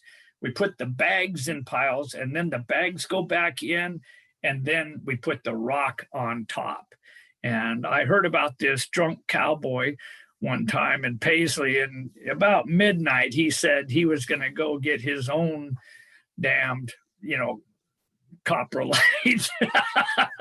And he left, and about an hour later, he came staggering back, and he goes, "They filled the damn holes with rocks." He was ticked off about the fact that he couldn't get in there and dig up any coprolites on his own. So apparently it works. Originally, the BLM, when we published, they shut the roads down. And I was just against that. I'm going, you know what? This is America, and this belongs to all of us. This does not belong to the government. It doesn't belong to any individual. It belongs to all of us. They need to have access to it. They've always had access to it. You block those roads off, and it makes us and them, us and them. We need people to protect this place because it's theirs. It's their heritage. Don't destroy your own heritage or anybody else's, It's just that simple. We've got to get to the kids. I give lectures in town, there in Paisley, and talk to the kids and try to get them to understand that when people go out there and dig, they are destroying something that can never be replaced, ever. It's just like the Mona Lisa. and you are destroying it. It's going to be gone, and that's it. It's gone forever. So I just really feel strongly that people need to have access. They need to have access to those sites. It's theirs. They need to feel that, take pictures, go and experience it, but you don't make off with the artifacts, That's what I think the message has to be. We got to reach them. We got to reach them that way. Have you had any accidents from roof fall? Excuse me? Have you had any accidents from roof fall? No, we have not. Of course, I'm always concerned about it. You look up in those and you can see these big boulders hanging there, and man, it just absolutely ruined your day. If one of them came loose and if the ground starts to shake, I don't know what I'm going to do, except for probably get out of the hole, and hope that everybody's safe. I just try not to do anything that I think would hurt one of these precious kids. Hey, Dr. Jenkins. Thanks for taking the time to present this. This was great. I really appreciate it. And I did have a question about, it was probably more general. What would you say was your biggest aha in all the time that you spent there about subsistence living? Maybe something that stood out to you that was unexpected in the way that they foraged or, utilized the land that was, it was something insightful. Wow. I mean, that's, I think it's as we started to look at the coprolites and, I think an awful lot of archaeologists have the thought that these early time periods, 13,000 years ago, people were living on the cream. They were living off the best of every resource because there was very little competition for it. What we're seeing is that people are taking a broad range of resources. They are intensively processing, not artifacts, but they're subsistence items that are available around them, including grass and small seeds. And certainly they're eating a lot of plants. There's that one evidence of people eating bison. That's high on the hog. Certainly, if you got a mammoth or a mastodon, that would be living pretty high on the hog. But that very same handstone also had lomatium, on it, and as well as grasses. And so they're processing, food in a very healthy diet. And I really like that. I've got a friend, Brian Hockett, down at Reno, works for the BLM, and he has really gotten into, what people eat and how it affects the ability of women to get pregnant and stuff like this. And so, if you're eating these diets that some archaeologists have talked about, that's just really high protein, but it doesn't have all the minerals and vitamins that people need, then population could actually plummet. Even as a few people are living really well, they may not be getting pregnant. And if that doesn't happen, it won't be long and they'll be gone. And so, you've got to have all of these plants and stuff. And I'm just fascinated by what women bring, to the table constantly. We have glad to see Quentin Mackey here from University of Victoria, and he's done a lot of work. They've found thread too up in Haida Gwaii about 10,700 years ago. But I think he would agree, maybe have some. But it takes your kind of persistence, Dennis, to really keep at it and work with other people and anywhere in the world that have an interest and expertise to do this amazing work. So I really have to hand it to you for that. It's difficult to work with people in some cases. I mean, your feelings get in the way. You're human. We are humans, and we're heavily invested in, in our science, but financially and time-wise, I mean, I get up at 5 o'clock every morning and I'm at work before 5:30. And so, and I do that 5 days a week, year after year after year. Somebody, challenges that, I have to step back and go, you know what? Listen to them. They are smart people. They have their reasons for believing what they believe. And I need to figure out how I can legitimately test what they're saying to see if it's true or not, and trying to separate yourself from your feelings is really different. It's very difficult to be objective. But I feel like we have figured out some ways to test the things that have challenged our findings. Very persistent in it. Quentin, did you have any observation? Quentin's done a lot of work on the first colonizing in central BC, in Haida Gwaii. Well, hi Dale, hi Dennis, hi, Good to see you, Quentin. hi people who, Where's the other Canadian? I haven't really seen any people, period, let alone, people from afar. Well, I came in a little bit late on the talk, but it's just such an incredible site. And, the 5:30 a.m. mornings, if true, are really producing. And, and I appreciate what you're saying about, if somebody makes a critique, then you have to think, well, who's, take that seriously. Although sometimes you have to consider the source a little bit too. But, I remember at, reading it for the Meadowcroft, Adovazio after a while just said, look, I'm just not going to engage with all these people because they're not arguing in good faith. And, I'm not saying that you should take the same position, but I mean, it seems to me to be a done deal. What you've got at Paisley, top to bottom, it's, it's one of the most impressive sites I've seen in terms of its, the rigor and accounting for all these different things. You got like 50 different lines of evidence, and it all comes together. So, hats off to you, like up here, we're still digging in like one by ones to desperately try to find something that we can, that we can afford to, we have good funding, but we're really struggling to, get a site that is worthy of putting some big holes into it.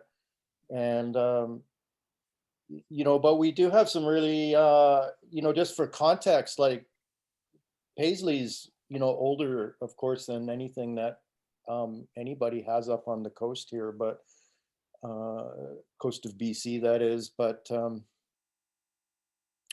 we've got some really cool new environmental data that's coming out. We have a lake on northern Vancouver Island, which has a record that goes, uninterrupted terrestrial record that goes back 18,000 years.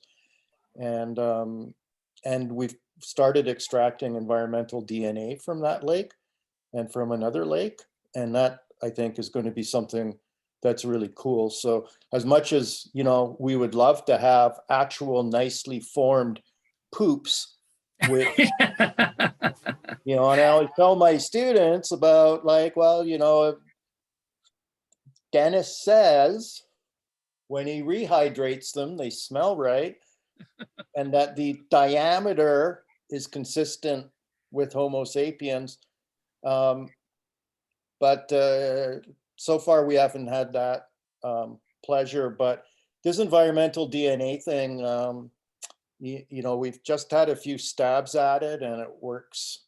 It works in like coastal, just coastal ponds. And it works in karst caves, just from the soil samples. And we haven't tried the sterol and stenol things, but those look great too. And I don't know if you've heard of that lake in Alaska that has 24,000-year-old human metabolic byproducts, but like, more work needed, obviously, but there's you're really pointing the way for some of these new techniques, and hopefully we see that spread out. So anyway, I didn't have a question, just a kind of fan letter, you could say. Thank you. It's good to see you again. Yeah, good to see you. Yeah, and Quentin and others, he's let us do a recording, so we'll have a YouTube site that you can. Oh, right on. Your colleagues can take a look at this. Cool. And, Yeah, and I can catch the first half hour or so. Yeah, and Yeah. I don't know if David Chapin's here, but anyway, are you here, David? I am, yeah. That is David Chapin. Yes. Anyway, you're working with marsh studies down there, David, and Dennis said he would be happy to coordinate with you anything you're interested in what he's doing. Yeah, I'm not doing any primary research. It's mainly an environmental and cultural history of the Klamath Marsh area. And I worked a lot there developing a water right for the Klamath tribes. So I'm an ecologist by training. And I'm retired now, and this is kind of my retirement project. And so I'm really interested, the Paisley Caves is just a really interesting story, and all the work you've done there is just fantastic. And I went out there actually last summer and, kind of checked it out and, tromped around a little bit, and it was just really a neat site. And I did have one question, actually. You went through it right at the beginning, and I didn't quite get it all straight, but the chronology of lake level through that time period, from about 14,500 to, I don't know, whatever, 10,000. Could you just run through that again real quick? I'm working with a guy with the USGS. His name is Adam Hudson, and he's out of the Denver office. If you email me, I can just give you a hit, but you can find him really easy on the web. He's really well known, and I was introduced to him by Patrick Lubinsky and Virginia Butler, and we got funding from the BLM to study the fish in the Paisley Caves. And so we were doing that, and we wanted to do isotope analysis, and eventually kind of worked our way around to Illinois, Indiana, and then eventually found Adam. And it turns out he's been working out there for almost 20 years. He's got 65 brand new radiocarbon dates on tufas and mollusks and such around there. And so we mixed that with the 287 radiocarbon dates that we have from the Paisley Caves. And we just came up with this really tight sequence that shows us that during the Younger Dryas, the water was actually falling, not coming up. I had always assumed that the water was really high because of the cool temperatures. And I think Dolly Friedel, who had worked there in the basin, had that impression as well. I'd been telling people that this was all a big, grassland out there and such, but that, the water was out maybe a mile away over towards the river and stuff. And what he's found is that the water was literally, I don't know if you remember that one of those first slides up close to the caves. There was a trailer parked right there with our flag on it, U of O flag. The water was probably within 50 meters of that, down slope from that. So it was literally right where our camp was in 2017 during the bowling Alorod.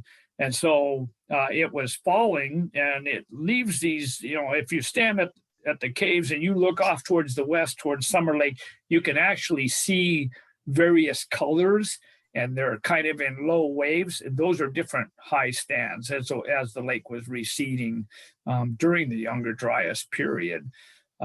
So there's water somewhere that's much fresher than it has been in the middle or late Holocene, probably within a couple of miles of the cave. We actually have fish and bulrush and stuff like that being brought into the caves that late, maybe 11,000 calibrated years ago, 9,500, something like that, radiocarbon. So, get in touch with him, if you're really interested in reconstruction of the environment, during those periods. Yeah, okay, thanks. I'll check with that. Adam Hudson, right? Yes. Okay, Yes. thanks.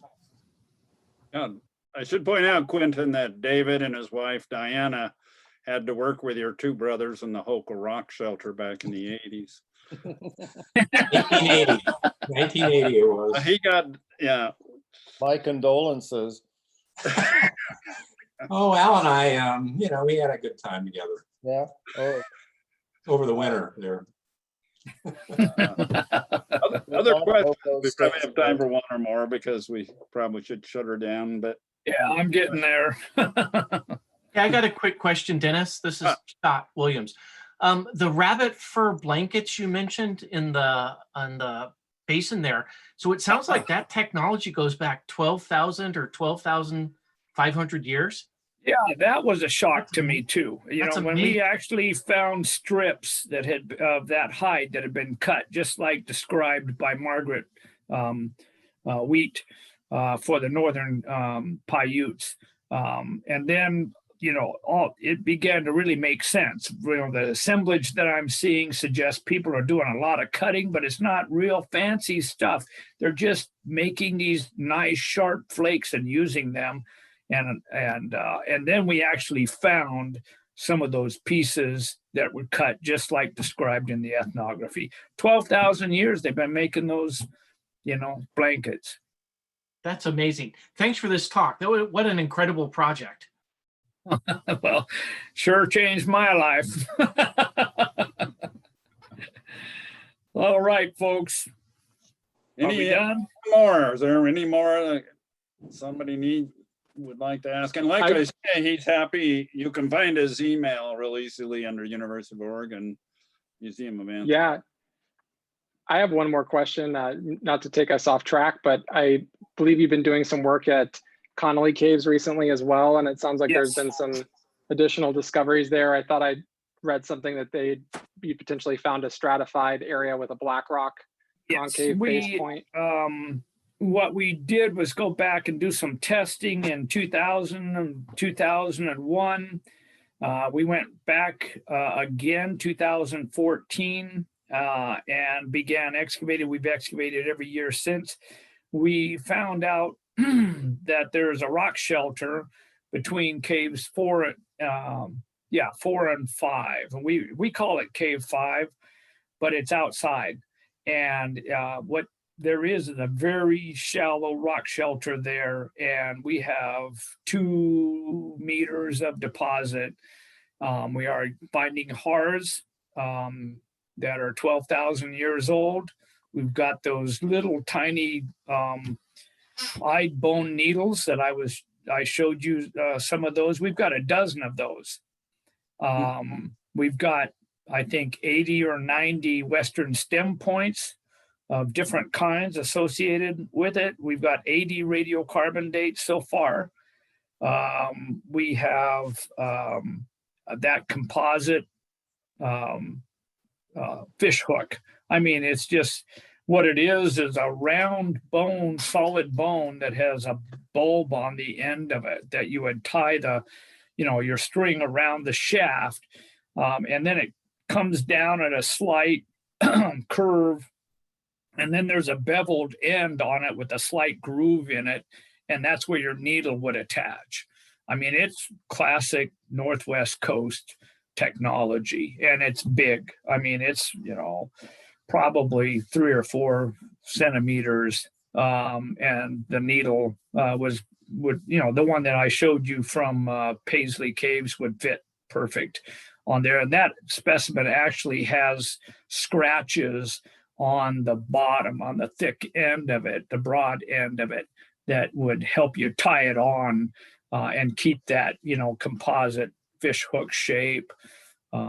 It's awesome, finding those two elements from two different sites. But we did find, the needle that probably went on that fish hook right next to the hearth.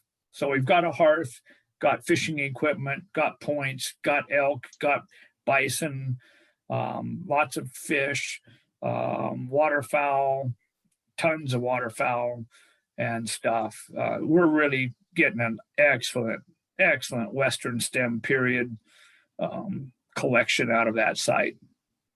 Yeah, that's great. Do you anticipate any papers coming out on that anytime soon, or is it still?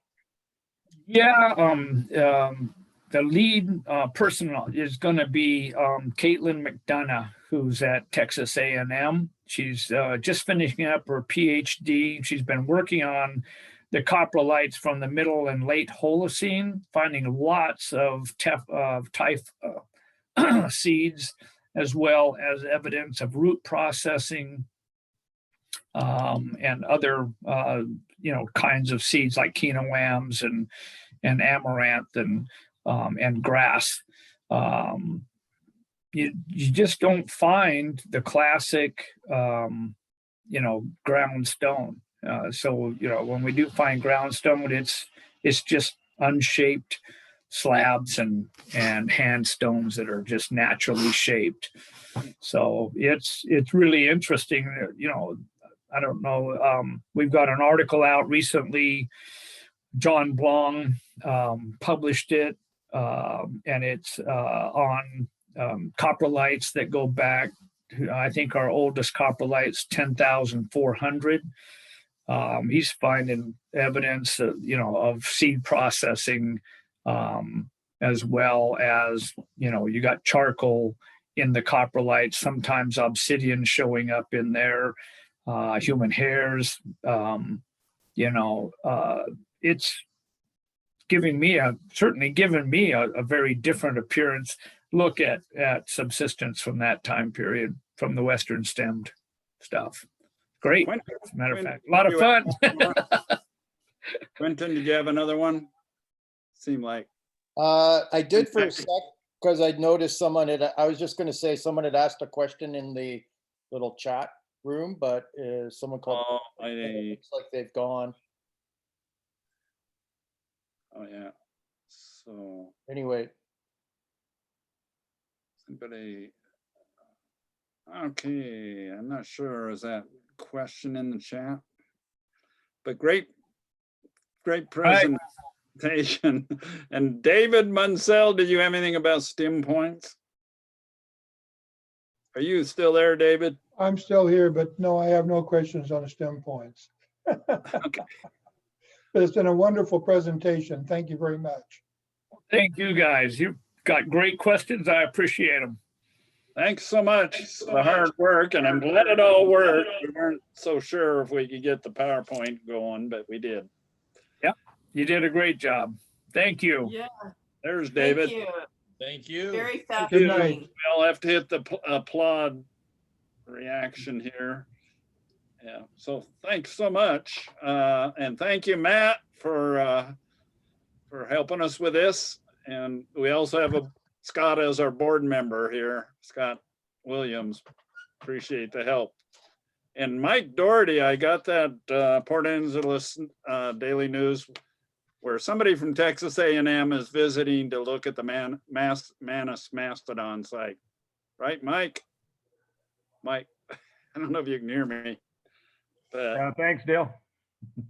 yeah, well, thanks for bringing that. I just got that paper. I get it through the mail.